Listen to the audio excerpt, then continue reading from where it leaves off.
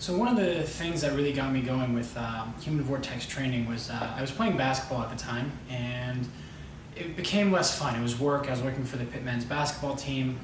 Very high pressure situation. We were number 2 in the nation for a little bit while I was there, and pretty much it came down to I was looking for somewhere to go that I could just relax and not think about anything.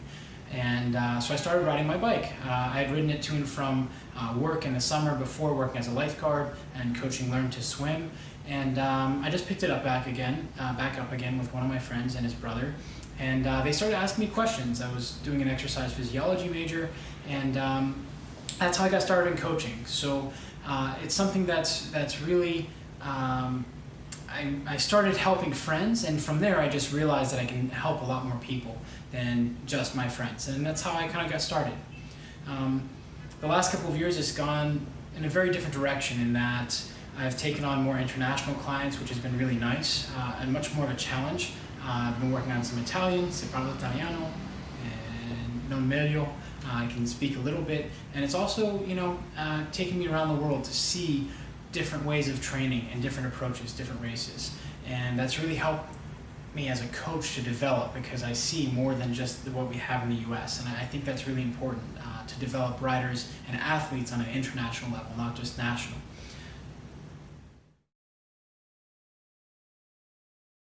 Yeah, so the strength and conditioning is something that a lot of endurance athletes just don't understand. They see the weight room as a negative. They see it as I'm going to put on unnecessary weight if I go on strength training. Yeah, if you're following a bodybuilder's program, which that's what most of it is in the US. So many people are following what Arnold did with his encyclopedia of bodybuilding way back when. So if you're picking up weights and doing 5 sets of 5 and you don't really understand how the muscles are going to respond, and you don't understand how to balance the musculature out, yes, absolutely, you'll put on unnecessary weight.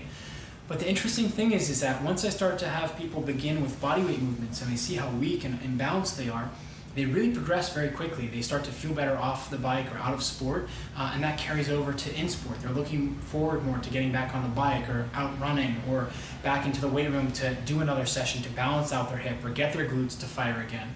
So it really is about taking that professional level and bringing it to cyclists, which we really don't have. A lot of cycling coaches were cyclists themselves.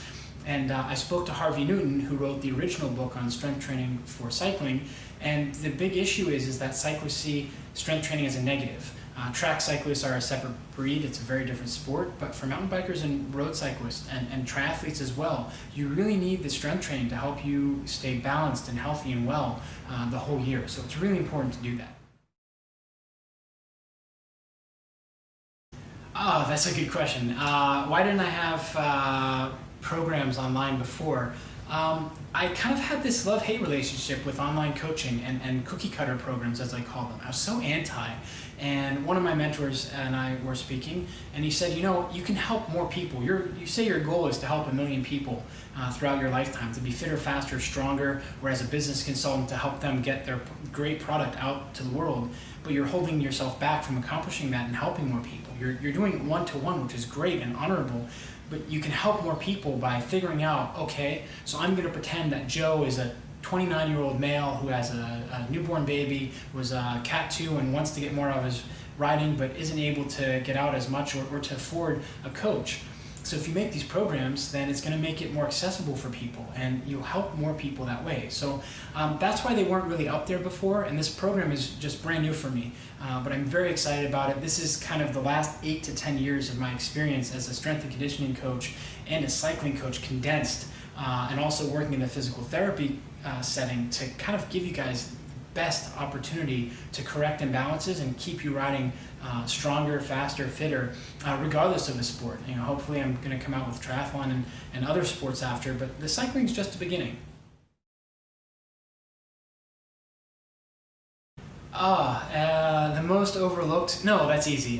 Recovery. So many cyclists are like, oh, it's a recovery day, I'm going to go ride my bike. They wind up coming back an hour later. That's not a recovery ride. The recovery ride is when you go out 20 to 30 minutes maximum, and to kind of gauge effort, I have my athletes do a particular drill on the bike, and it helps focus them. I can't tell you that, it's a proprietary secret. If you'd like to find out, you can of course hire me as your coach. But really it's a recovery day. One day a week I like to have people completely off. Go be with your family, go lay on the sofa and watch movies, go hang out with your friends. Really important to have that balance on and off the bike. And I'm speaking to you guys, riding the bike to get stronger. Even the pros go away from it for a little bit. Yes, they have to get on the bike and they have that love, but in order to know your city best, as the old Chinese adverb goes, you have to leave. So it's the same thing. You got to get some time off. Transition period.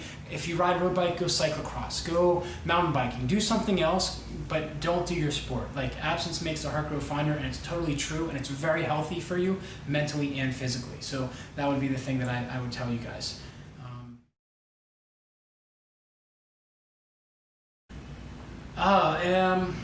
It's been a struggle. You know, a lot of people do ask me. You know, I don't look like a typical cyclist, track, mountain, or road. Maybe mountain bike, but I'm awful at mountain biking.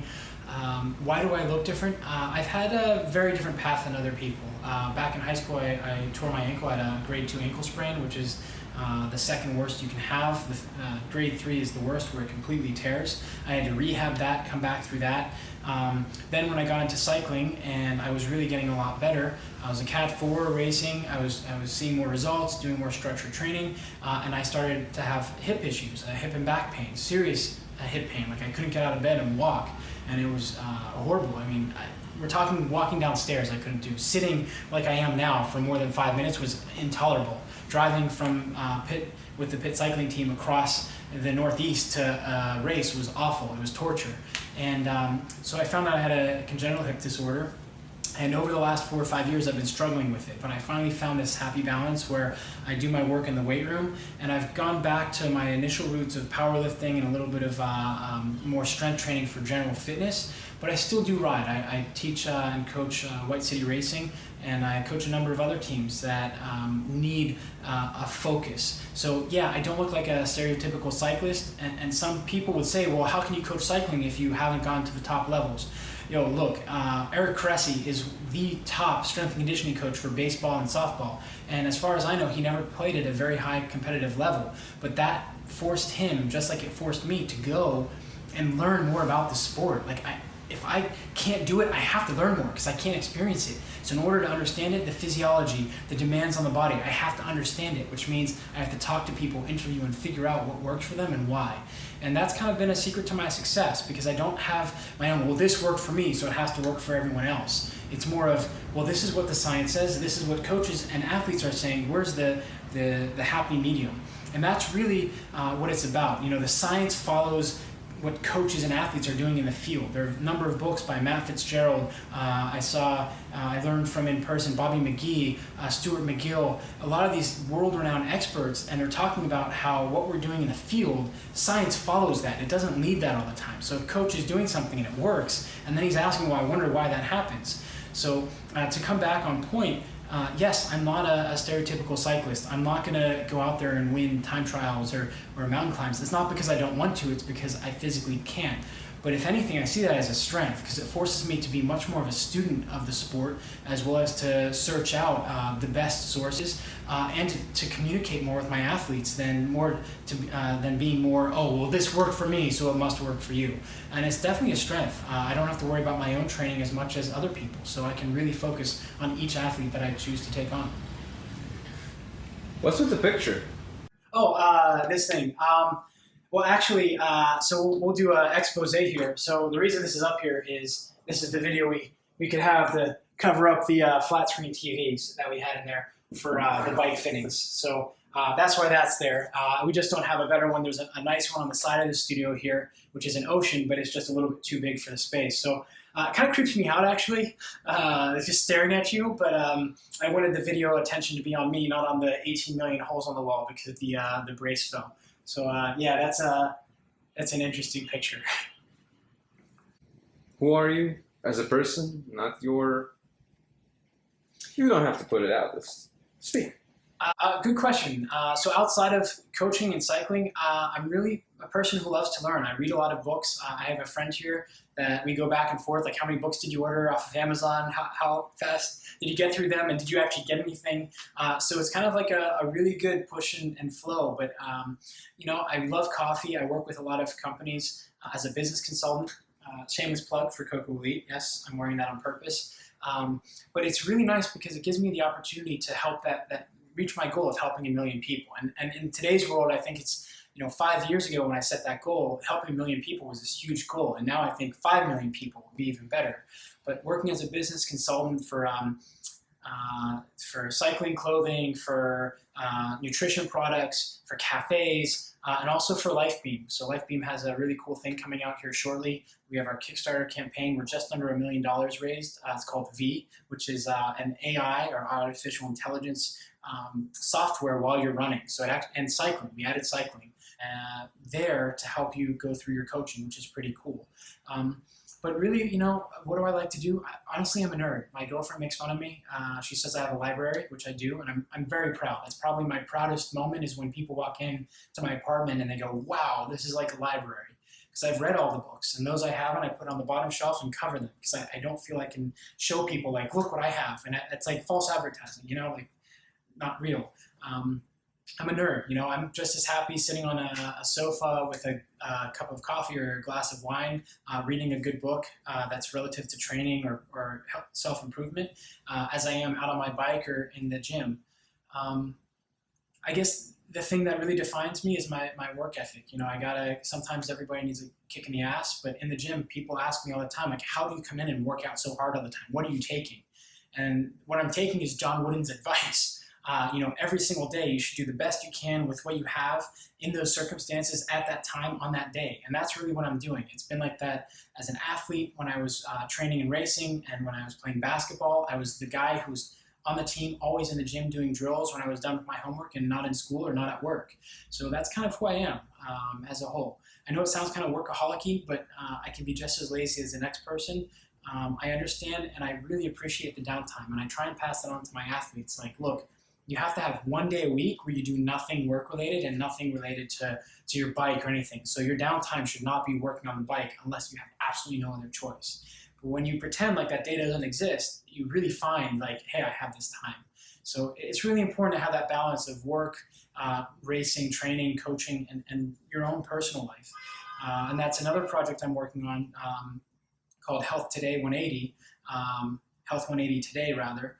And that's really important because that's more engaging people on the lifestyle side of things. Like, I'm not talking to cyclists. My partner and I aren't looking for athletes. We're looking for people who are athletic in high school and like, oh yeah, I used to weigh 10 pounds less. Like, we want people to see, like, you can and should be active, because it's going to allow you to move better, allow you to feel better. When you start setting goals and taking time for yourself, you're actually able to accomplish more in your life. And that's, I think, what we're missing nowadays is people are in way too much of a rush to get from point A to point B.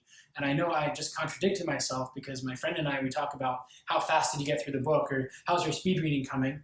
But really, we're writing notes on the book. So we may be reading fast, but we're closing the book or marking it and writing down in our journals to really read a book.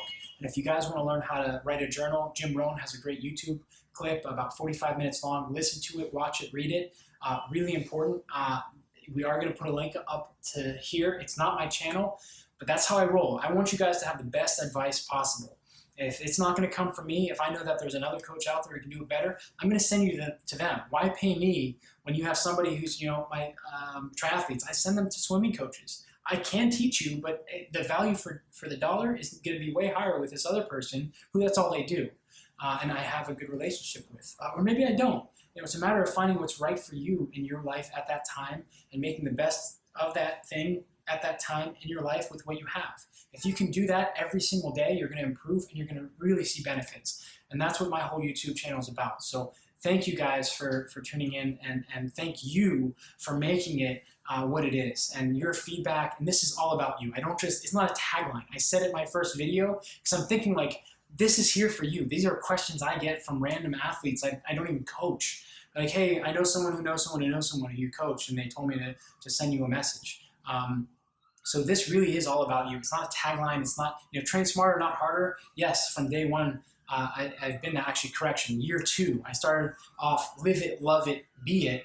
And I decided, I like that, but I'm about training smarter, not harder. I'm about training the most intelligent so you can get the maximum results with just the right amount of training strength. So thank you very much, and thank you guys, and I hope you enjoy my channel.